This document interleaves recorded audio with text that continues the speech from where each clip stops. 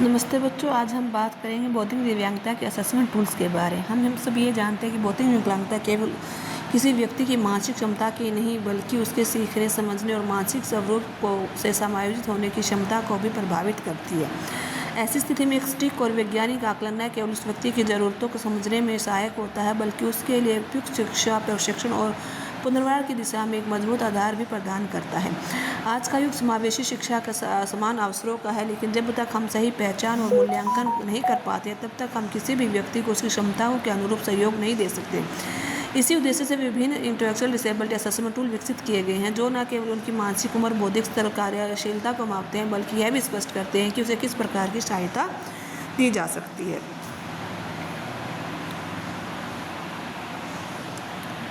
तो जाइए आज हम जानते हैं ये उपकरण क्या है, कैसे कार्य करते हैं और इनका उपयोग करके हम कैसे किसी भी बच्चे या व्यक्ति को उसके जीवन में आत्मनिर्भर बना सकते हैं।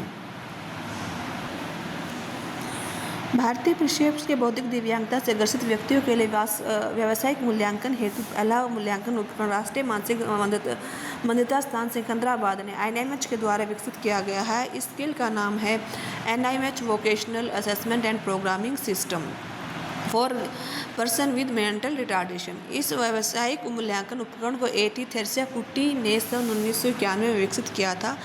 इस उपकरण का माध्यम से मूल्यांकन करना सरल, सुगम और कम लागत वाला है।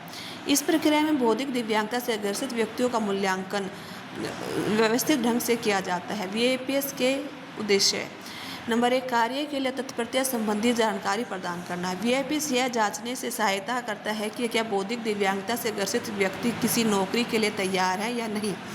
यह उनकी मूलभूत क्षमताओं जैसे कि संवाद कौशल, समय की पाबंदी, स्वच्छता और निर्देशों का पालन करने की योग्यता का मूल्यांकन करता है।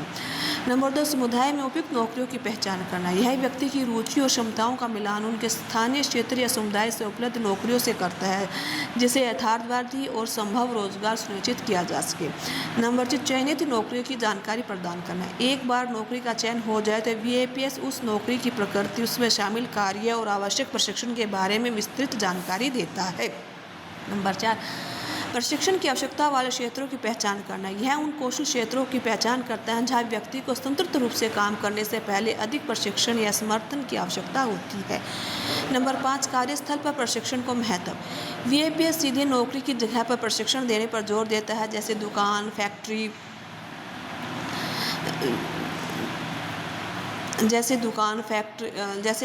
फैक्ट्री, कार्यालय में, या ताकि प्रशिक्षण वास्तविक वातावरण में वास्तविक कार्य कौशल सीख सके।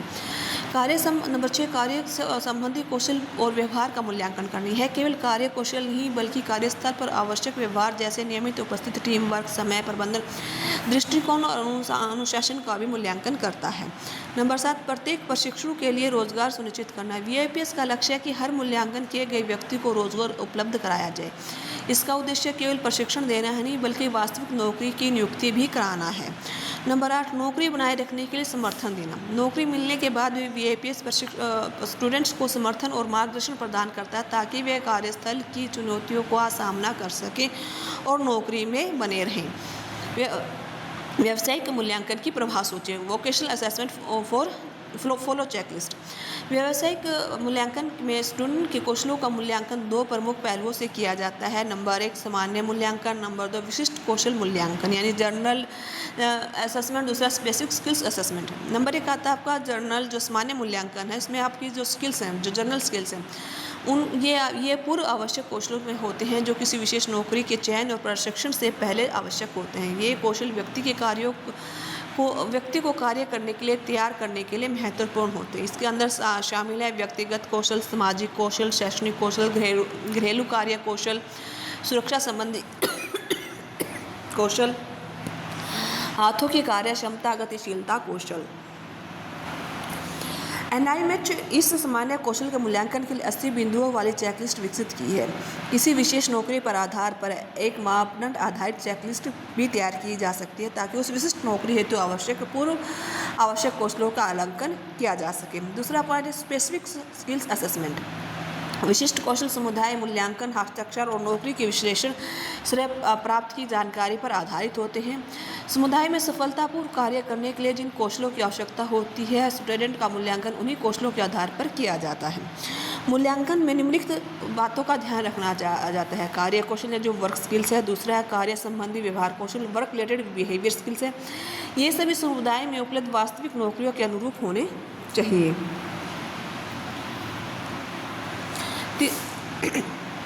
जब स्टूडेंट 18 वर्ष की आयु तक पहुंच जाता है तो व्यावसायिक प्रशिक्षणों को द्वारा विशिष्ट नौकरियां नियुक्ति पर विचार करना शुरू कर देना चाहिए।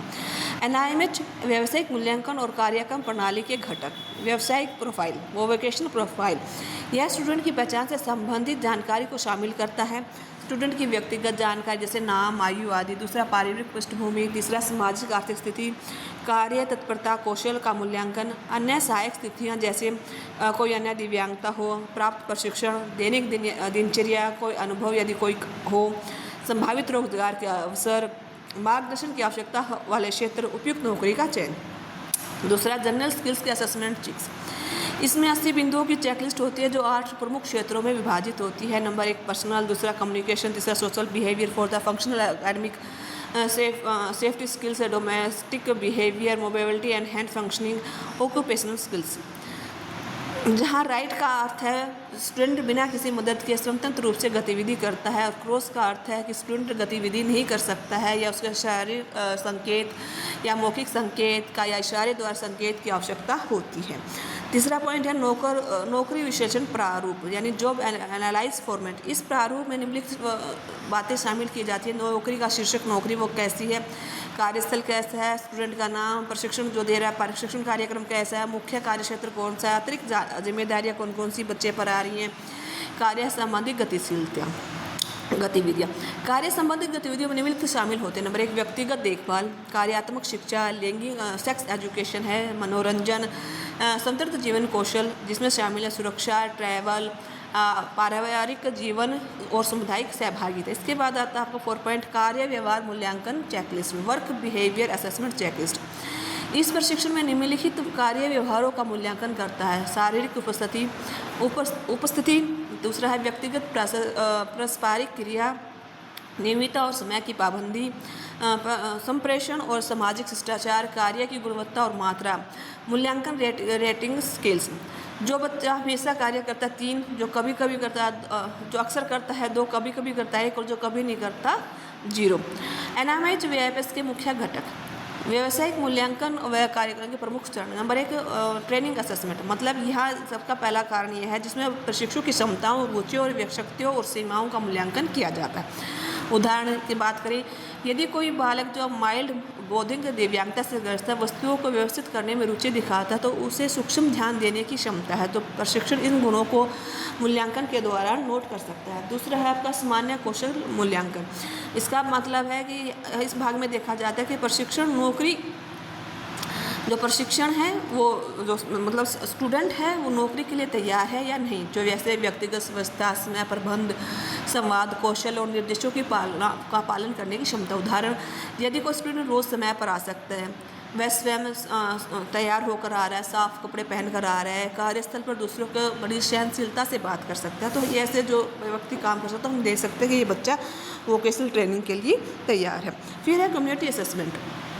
कम्युनिटी असेसमेंट की अगर हम बात करते हैं तो इसमें है जो हमारे आसपास का जो कम्युनिटी है उसमें उसके लिए उपलब्ध जो नौकरियां हैं वो एकत्रित करना कि वो कहाँ नौकरी कर सकता है, जैसे दुकान में, दफ्तरों में, फैक्ट्रियों में, होटलों में आदि में वो कार्य कर सकता है। यदि आसपास दर्जी की दुकान है, बेकरी की दुकान है, पैकिंग की यूनिट है, जहाँ इन बच्चों के लिए हम नौकरी की संभावना कर सकते हैं। फिर नौकरी की पहचान, जहाँ व्यक्ति की हम क्षमताओं का, स्टूडेंट की क्षमता और जो आसपास की जो कम्युनिटी समुदाय है उसमें बच्चों का व्यवस्थित नौकरियों का आधार और विशेष जानकारियों का जब हम चयन करते हैं तो हम देखते हैं कि बच्चा किस चीज़ में कार्य कर सकता है। जैसे स्टूडेंट है कागज़ मोड़ने और चीज़ों को व्यवस्थित करने के लिए अच्छा है, और आसपास कोई जो पैकिंग का काम उपलब्ध है तो वहाँ उसका नौकरी का चयन किया जा सकता है। अगला है नौकरी विश्लेषण और मिलान। जहाँ नौकरी को विश्लेषण और मिलान की बात आता है, इसमें हम जो नौकरी बच्चे के लिए चयनित करते हैं उसको छोटे छोटे टुकड़ों में विभाजित किया जाता है और देखा जाता है कि जो स्टूडेंट है वो प्रत्येक कार्य कर सकता है या नहीं, क्या यह जो नौकरी उसके लिए जो चयन है वो सुनिश्चित होता है या नहीं। जैसे उदाहरण में बात करते हैं, अगर किसी को पैकिंग के काम में पैकिंग करना, मोड़ना, लेबलिंग करना, सीलिंग शामिल है, तो जो प्रशिक्षण दाता है उसको जानना पड़ता है कि जो स्टूडेंट है वो सभी कार्य कर सकता है या नहीं। अगर वो सभी कार्य कर सकता है तो ये नौकरी उसके लिए उपयुक्त है। नौकरी और प्रशिक्षण की नियुक्ति, जब बच्चे के लिए, स्टूडेंट के लिए नौकरी प्रशिक्षण दिया जाता, किसी भी काम की नौकरी के लिए प्रशिक्षण दिया जाता है तो किसी से स्थल और उसकी नौकरी उपयुक्त की नियुक्ति किया जाता है। आवश्यकता के अनुसार नियंत्रण सहायता देते हैं। जैसे अगर हम बच्चे को काम अपने स्कूल में करा रहे हैं लेकिन वो जहाँ उसे नौकरी करा तो उसको वैसा ही इन्वायरमेंट देना पड़ेगा, तो कुछ दिन हम उसके साथ उस इन्वायरमेंट में जाकर उसको समझाना पड़ेगा कि आपको यहाँ ऐसे काम करना है, वो प्रशिक्षण हमें उसको साथ साथ देना पड़ा है। जैसे कि कोई बच्चा है जो कैंटीन में चाय सर्व करता है, मेज़ साफ़ करने का प्रशिक्षण दिया जाता है, तो उसे कुछ हफ्तों के प्रशिक्षण के बाद वहाँ नियुक्ति करा दिया जाता है और प्रशिक्षण समय समय पर जाकर उसकी प्रगति की निगरानी करता है, उसका सहयोग देता है। सामान्य कौशल मूल्यांकन जैसे जनरल स्किल असेसमेंट और रीडनेस स्किल्स, इसमें आता है व्यक्तिगत कौशल, पर्सनल स्किल्स, और मसलन अपनी देखभाल करता है, जो सफाई से संबंधित उसकी आता है, जैसे रोज़ाना दांत साफ करना, साफ़ सुथरे कपड़े पहनना, नाखून काटना, खाने से पहले हाथ धोना, खाना खाने के बाद हाथ धोना। दूसरा पॉइंट आता है आपका संप्रेषण कौशल, इसमें व्यक्ति है जो अपनी आवश्यकताओं को व्यक्त करना, निर्देशों को समझना और उपयुक्त ढंग से बातचीत करना, जैसे नाम पुकारने पर प्रतिक्रिया करना, मदद मांगना, सरल निर्देशों का पालन करना, इशारे या शब्दों के माध्यम से संवाद करना। तीसरा आता है सामाजिक व्यवहार, इसके अंदर है जहाँ आप काम कर रहे हो और दूसरों के साथ आपका जो व्यवहार है वो उचित हो, दूसरों से विनम्रता से नमस्ते कहना, अपनी बारी का इंतजार करना, चिल्लाना या झगड़ना नहीं, दूसरों की निजी सीमा का सम्मान रखना। तीसरा आता है फंक्शनल एकेडमी, दैनिक जीवन या कार्य में आवश्यक बुनियादी शैक्षणिक कौशल का उदाहरण, जैसे संख्याओं और पैसों को पहचानना, वस्तुओं की गिनती करना, मूल संकेत पढ़ना, जैसे बाहर जाए, शौचालय रुकिए, अपना नाम लिखना आदि। फिर आपका सुरक्षा जागरूकता, अर्थ बुनियादी सुरक्षा नियमों का समझना और पालन करना, जैसे नुकीली या गर्म वस्तुओं को न छूना, सड़क पार करते समय सावधानी बरतना, आग या दुर्घटना की सूचना देना, औजार और मशीनों का सावधानीपूर्वक उपयोग करना। फिर आता है आपका घरेलू कौशल, इसमें बच्चों को घरेलू कार्य करने की क्षमता का होता है, जैसे झाड़ू पोछा लगाना, बिस्तर ठीक करना, बर्तन या कपड़े धोना, साधारण खाना बनाना, जैसे चाय बनाना, चावल उबालना। इसके बाद अगला पॉइंट आता है आपका गतिशीलता व हाथ के कौशल, मोबिलिटी एंड हैंड फंक्शन, चलने फिरने हाथों के विभिन्न कार्यों का प्रयोग करने की क्षमता, जैसे बिना सहारे चलना, वस्तुएं उठाना या ले जाना, डिब्बे या कंटेनर को खोलना या बंद करना, कैंची या औजारों का सही उपयोग करना।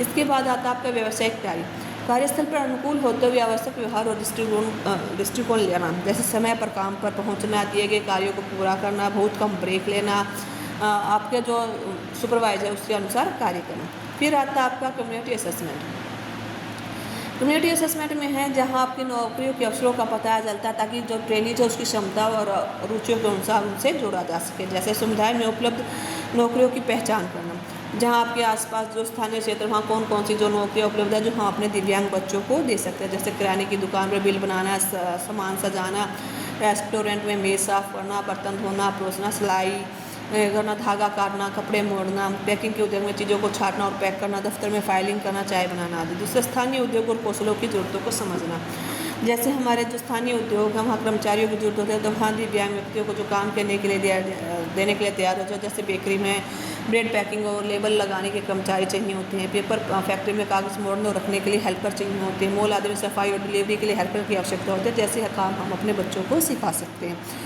इसके बाद आता स्टूडेंट की क्षमता के अनुरूप उसके उपयुक्त अवसरों का मेल कराना, मतलब हमें काम का पता चल चुका है कि भी हमारे, लेकिन वो हमारे ट्रेनिंग के उपयुक्त है या नहीं, इसके भी हमें जान पहचान कर, इसके भी हमें जांचना है कि जो स्टूडेंट कार्य करते उसकी वो उस कार्य करने उसमें रुचि है, उसमें कौशल है, उसकी कार्य क्षमता है जो उसके अनुरूप हो। जैसे जो चीज़ें जमाना अच्छा लगता है, पैकिंग का काम करता है, जो गिनती की आदत से छटाई या बिलिंग का काम कर सकता है, जिसके चलने फिरने का है काम अच्छा तो हेल्पिंग का काम सकते हैं। इसके बाद आता है नौकरी की पहचान और विशिष्ट कौशल, प्रत्येक ट्रेनिज के लिए उपयुक्त नौकरी की पहचान करना, उसे नौकरी को सफलतापूर्वक करने हेतु आवश्यक विशेष कौशलों की आवश्यकता होती है।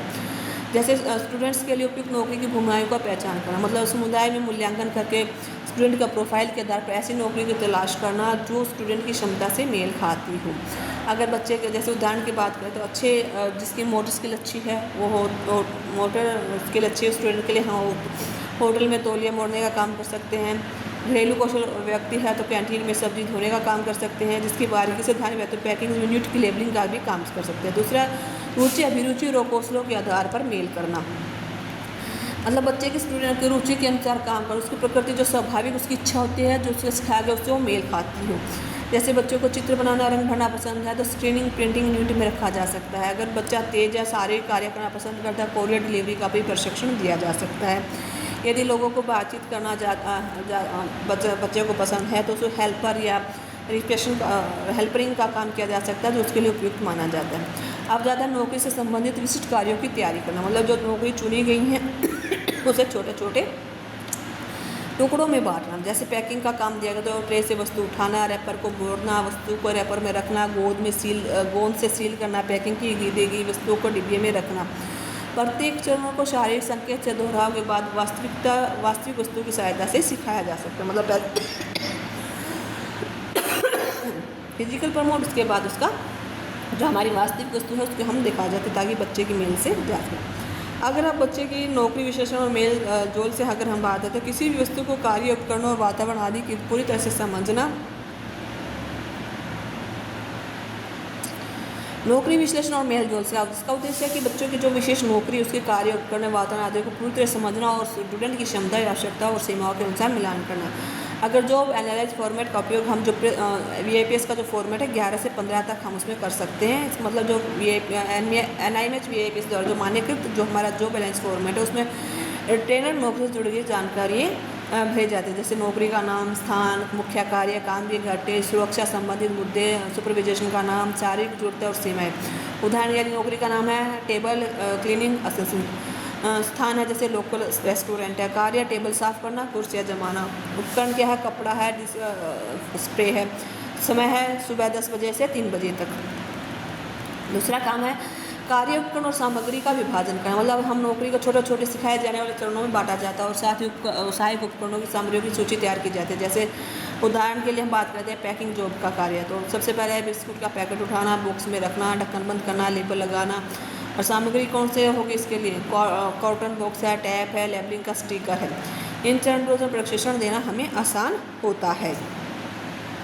फिर तीसरे पॉइंट आता है शारीरिक और मानसिक पर्यावरणीय आवश्यकताओं का मूल्यांकन करना, मतलब हम किसी की नौकरी व्यक्ति का शारीरिक, मानसिक और जो उसका पर्यावरण उसका स्तर की उपेक्षा करते हैं। जैसे शारीरिक लंबे समय तक खड़ा रहना, वस्तुएं उठाना। दूसरा मानसिक ध्यान केंद्रित करना, श्रवण शक्ति बारीकी से देखना। पर्यावरण है शोर का स्तर, गर्मी, ठंडक, प्रकाश, लोगों के संपर्क। उदाहरण के लिए हम बात करते हैं तो बेकरी हेल्पर को गर्म ओवन ट्रे उठाना और ऑर्डर के निर्देशों का पालन करना पड़ता है।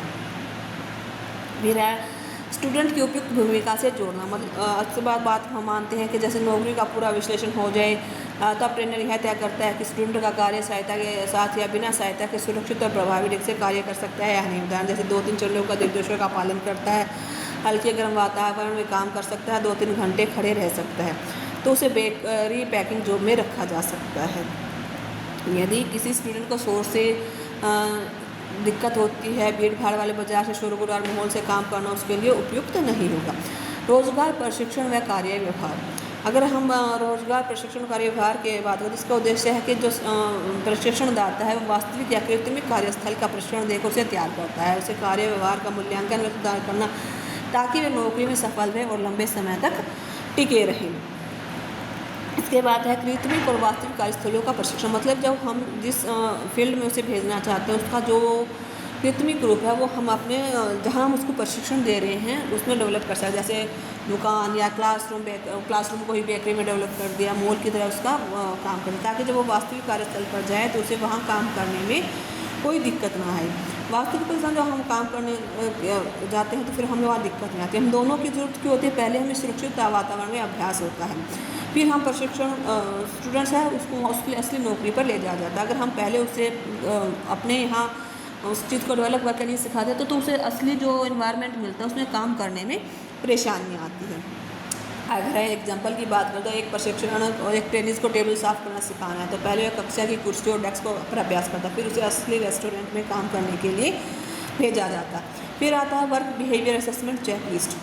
ये हमारे जो VAPS का चेकलिस्ट 16 से 19 पेज पर दी गई है। यह चेकलिस्ट प्रशिक्षण और कार्यस्थल में स्टूडेंट के व्यवहार और उसके दृष्टिकोण का मूल्यांकन करने में मदद करती है। इसकी रेटिंग स्केल है 3 हमेशा, 2 अक्सर, 1 कभी कभी और 0 कभी नहीं। इसका जो एरिया है वो है समय पालन, समय पर काम पर पहुंचना या ना पहुंचना, हर दिन सुबह 9 बजे पहुंचना।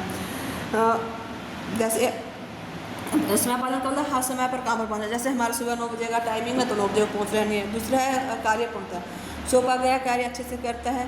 जैसे उसे हर रोज़ 50 डिब्बे की पैकिंग करने के लिए तो हर रोज़ 50 डिब्बे पैकिंग कर पाता है। दूसरा टीम वर्क को दूसरों के साथ मिलकर काम करता है। जैसा हम जो उसके साथ जो सहकर्मी काम करें उसके साथ मदद मांगते हैं, उसकी मदद साझा करता है। फिर अनुशासन का जो नियमों का पालन है उसको करता है, ध्यान केंद्रित करता है, मतलब भटकता नहीं है। जो उसका सुपरविजन है उसकी बातों का पूरा तरह से मानता है या नहीं मानता।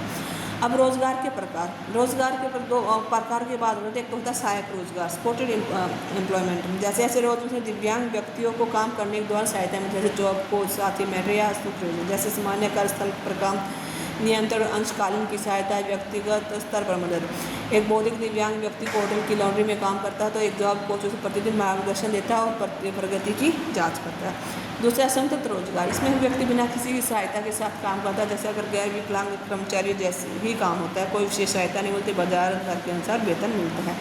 जैसे एक दिव्यांग व्यक्ति सुपर मार्केट कैशियर के रूप में काम करता, सभी कार्य स्वयं करता और अन्य कर्मचारियों की तरह वेतन प्राप्त करता है। तीसरा है संरक्षित रोजगार, यह सुरक्षित और संरक्षित वातावरण में केवल दिव्यांग व्यक्तियों के लिए प्रदान किया, जैसा निगरानी वाला वातावरण उपलब्धता, सुरक्षा और कौशल विकास का ध्यान देता है, किसी भी संस्था और विशेष कार्यशाला में होता है। यदि हम उदाहरण की बात करते हैं, व्यावसायिक प्रशिक्षण केंद्र में दिव्यांग व्यक्ति मोमबत्ती बनाना या कागज़ के थैले बनाना जैसे काम था, जहाँ एक संचरित तौर पर उसे अच्छा वातावरण मिलता है। स्वयं रोजगार, स्वयं रोजगार के बाद कोई भी व्यक्ति अपना छोटा मोटा व्यवसाय स्टार्ट करता है जो घर या समुदाय में होता है, जैसे लचीला समय होता है, उसकी फ्लेक्सिबिलिटी हो जाती है, व्यक्तिगत कौशल पर आधारित होता है, आरंभिक सहायता और प्रशिक्षण की आवश्यकता हो सकती है। उदाहरण एक दिव्यांग व्यक्ति चाय की दुकान, सिलाई मीट और मोबाइल रिपेयर की दुकान शुरू कर सकता है और स्वतंत्र रूप से अपना कार्य अर्जित कर सकता है। अगर हम इस बात पर निष्कर्ष निकालें तो INMH VAPS का संचित और चरणबद्ध व्यावसायिक प्रशिक्षण ढांचा प्रदान करता है। यह दिव्यांग, बौद्धिक दिव्यांग वाले व्यक्तियों को रोजगार और आत्मनिर्भरता की दिशा में सशक्त बनाता है। व्यक्तिगत रूप से अनुकूलित प्रशिक्षण को बेहतर कार्य प्रदर्शित करता है। धन्यवाद।